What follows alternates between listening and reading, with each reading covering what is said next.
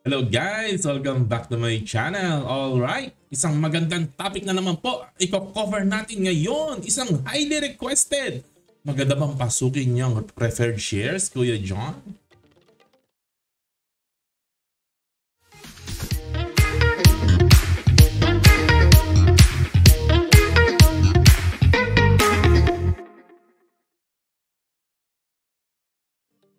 Welcome back. Ayan, usapang preferred shares po tayo. Alright.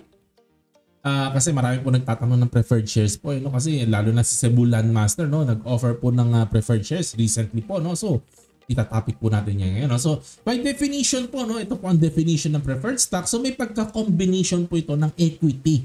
Parang stock po siya, kaya preferred stock. May pagka-common stock po siya.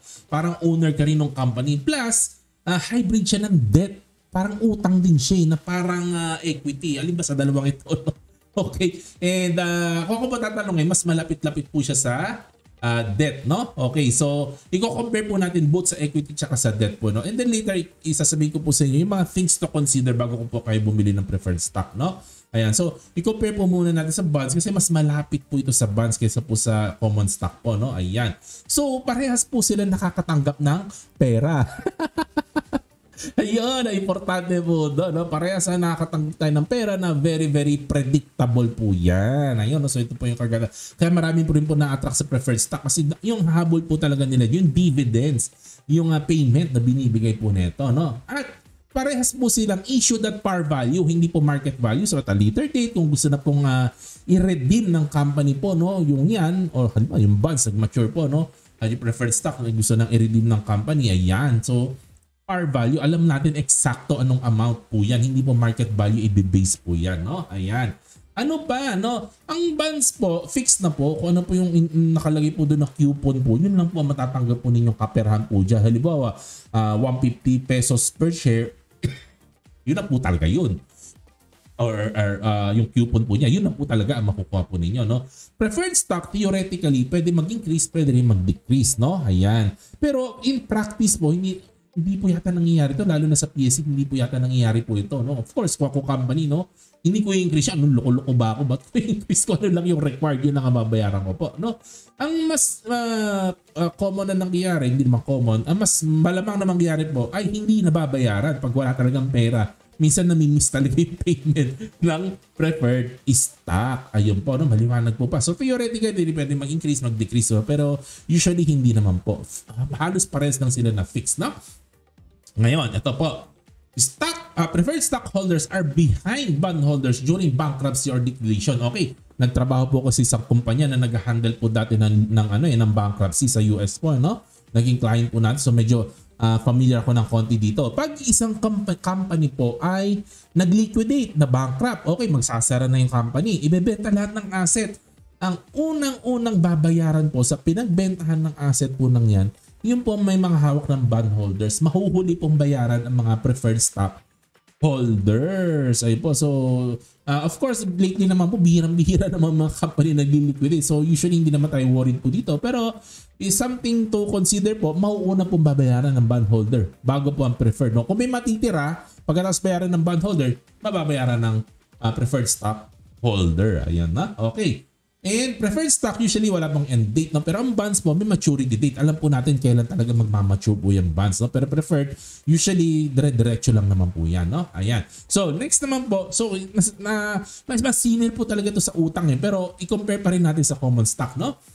Parehas daw po ito nagre-represent ng equity or ownership sa company. Okay. Parehas po itong tradable. Pwede pong i-trade, i-buy and sell, no? Kung may account ka sa broker, pwede kang bumili. Katulad, I think kayo, no? Kahit ako, nakikita ko rin, no? Pwede talagang i-trade po yan, no? Sa Call Financial, BPI Trade, First Metrosec, pwede tayong mag-buy and sell po, no? Ng preferred stock and ng common stock, no? Ayan.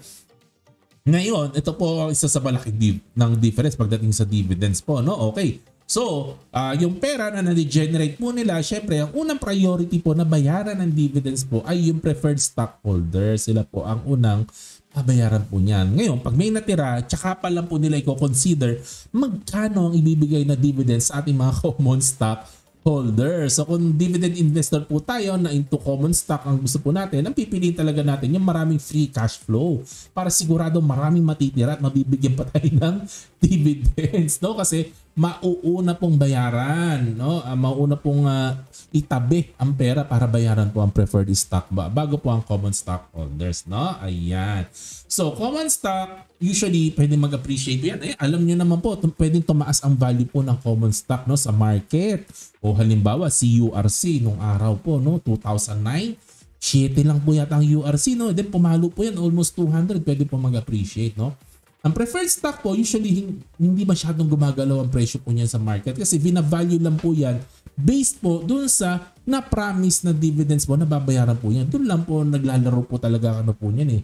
Doon lang po kasi kinukuha ang valuation po niya. Doon lang po sa dividends na makukuha mo sa preferred stock. Kaya usually hindi po nagbabago pero nagbabago pa rin, nagpa-fluctuate pa rin po yan.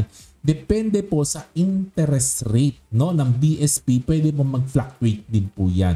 Isa pa po pwede mag-fluctuate po yan, yung reputation din po ng company po, no. O halimbawa, nagmi-miss na po ng payments, hindi na nakakabayad ng dividend, syempre, aayawan naman ng tao yung yung preferred shares nila, bebenta na nila, babagsak ang pwedeng bumaba ang presyo po niyan sa market. Pwede pa rin, no, pwede pa rin magbago, pero mas common po sa common stock na mag-appreciate ng malaki. Okay, maliwanag po ba, no?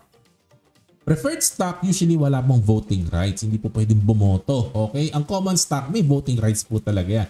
Although typically lang po itong sa preferred stock, no? Halimbawa po si Figaro po yata nag-issue po recently ng preferred stock, may voting rights po yung sa Figaro. Kung hindi po ako nagkakamali, correct me if I'm wrong. So typically lang naman po ito. Pero pwede rin pong lagyan na bigyan ng voting rights. Ayan po, no? Kaya nasasabi nga may pagka-equity po ito kasi may pwedeng lagyan ng voting rights po no? Ayan, no? Okay, next naman po. Ang preferred stock pwede ma-convert to common stock. Depende po sa arrangement. Ang pagkakaintindi ko po to, usually po special arrangement po ito. Special arrangement po, no? Pero ang common stock hindi po pwede i-convert sa preferred stock. Hindi po pwedeng pabaliktad. Pero yung preferred stock pwede i-convert to common stock. Halimbawa, kung hindi po ako nagkakamali, nangyari to kay Warren Buffett, no? May mga na-distress na bangko nung last crisis noong 2009, no? So may pinautang siya. Okay, sige, pautangin kita, no? Hindi pala, by way of preferred stock. Sige, bibigyan kita ilang billion, ganyan, no? O, bigyan mo ako ng 10% dividends per year. Okay, pero gusto ko yung preferred stock ko convertible to common stock para pag nag-appreciate na ang presyo sa market ng common stock, panalo ko. Yun ang nangyari kay Warren Buffett, no? Nakalimutan ko kung anong bangko ito eh. Pero yun nga, collect ng 10% na dividends siya sa preferred stock niya. Nung lumipad na yung presyo ng bangko sa yung stock price ng bangko, kinonvert na niya to common stock. Nag-profit siya ngayon ng pagkalaki-laki. Pero syempre, special arrangement po yun kasi si Warren Buffett po siya, no? Pero tayo, hindi naman tayo si Warren Buffett. Okay. Ngayon, ito, liquidation na naman, usapan liquidation. Mas better ang treatment sa preferred stock kaysa sa common stock. Ayan. Okay guys, no? Ito po ang katotohanan po niya, no? Kapag ang isang kumpanya na bangkarote at kailangan mag-liquidate, wag na po kayong umasa na may matitira pa po sa common stockholder. Kaya nga po nag-liquidate po yan kasi wala na po eh. Wala na, bangkarote na nga no? So, kung may cash po yan, kung may niliquidate po lahat ng asset ng company kasi nabangkarote, ang unang babayaran yung mga bondholders, no? Pangalawa, yung mga holders ng preferred shares, no? At huling binabayaran po kung may matitira yung common stockholder. Ayun. Pero usually, kung mag-liquidate po yan, wala pong matitira para sa common stockholder. Yun po ang practice po niyan. Pero yun po, no? Lugi-lugi po ang common stockholder po niya. Mataas po talaga ang risk, no? Lalo na pagpabangkarote ang company, wala po talagang matitira sa common stockholder, no? Okay, maliwanag po pa. Better ang treatment ng preferred stockholders, no? Okay. So, for me, sa case po sa Pilipinas, mas close po talaga preferred shares, no? Sa bonds. Kasi usually, mga kung ano-anong properties ng preferred shares, no, na mas close sa stock ay hindi naman nag-exist sa Pilipinas po, no?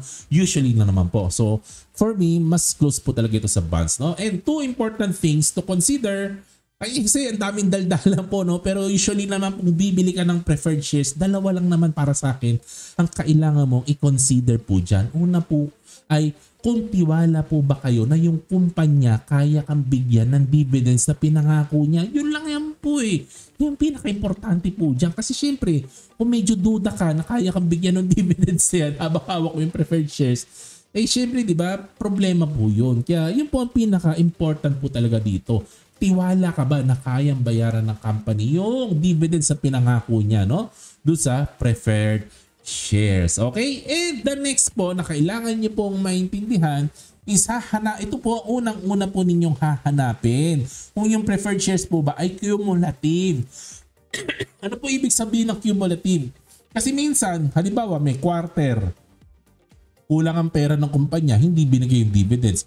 Pag sinabing cumulative, sa future, sa susunod na payment nila, sa future payment po nila, babayaran nila yung na-miss nila na payment. Babayaran po nila.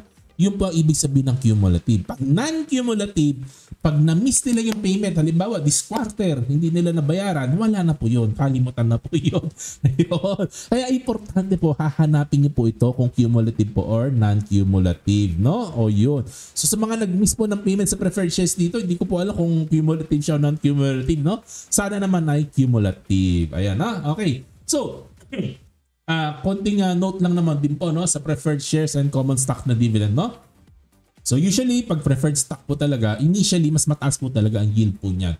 Pero hindi na po mag-i-increase yung dividend payments po niya. Usually kung magkano po yung nakalagay diyan, halimbawa piso per quarter, piso na po talaga yun eh. Pero sa common stock, no, usually initially mababa po yung yield, halimbawa 3% lang, 4% lang, pero nag-i-increase naman na nag-i-increase through time habang lumalago po ang negosyo. So yun po yung kailangan niyo pong i-weigh down, no, kung saan kayo lulugar dito, kung sa preferred stock or common stock, kung kayo po ay isang dividend investor, no? Ayan. Pero sa akin lang naman po, no, sa akin palagay po, if you are retiring very very soon, malapit ka na talaga mag-retire in 1 to 2 years, ganyan, no? Baka naman magandang idea, no, na ilipat na po natin yung ibang position natin into preferred and bonds para mas predictable yung income. Kasi syempre pag common stock, hindi po predictable masyado po yan eh. Although minsan may nakikita tayong pattern pero hindi po kasi yan napapromise at hindi po natin magagaranti. You know? Ayun. Pero ako po personally, para lang po sa akin, no, hindi ko pa bubalak pasukin si preferred, no? Kasi magkano ba interest ng dividend yield ng mga ng mga dividend mga preferred shares po, no? Pero sa MP2 7% tax free ang taas na rin po nito no? Tas wala na akong iisipin dito. Napaka solid po no? So yun lang naman ang kwentuhan po natin ngayon. Sana may natutunan kayo tungkol sa preferred shares. Anyways, no, basahin niyo na po ang mga disclaimer po, no? Like, subscribe, share, hit the notification bell, kwentuhan pa tayo sa comment section. To God be the glory. Happy investing po. God bless. Bye-bye.